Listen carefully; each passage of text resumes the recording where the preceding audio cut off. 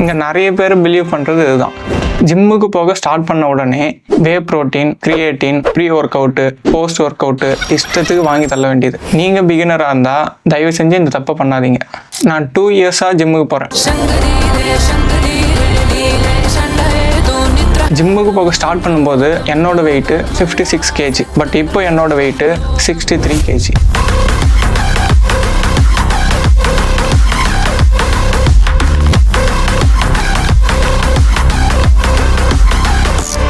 இந்த 2 இயர்ஸில் நான் கெயின் பண்ணது வெறும் 7 kg. பட் நான் கெயின் பண்ணது எல்லாத்தையும் மசில்ஸாக கெயின் பண்ணியிருக்கேன். இந்த அளவுக்கு நான் மசில் பில்ட் பண்ணுறதுக்கு நான் கிரியேட்டின் எடுத்ததில்லை, வே ப்ரோட்டீன் எடுத்ததில்லை, எதையுமே எடுத்ததில்லை.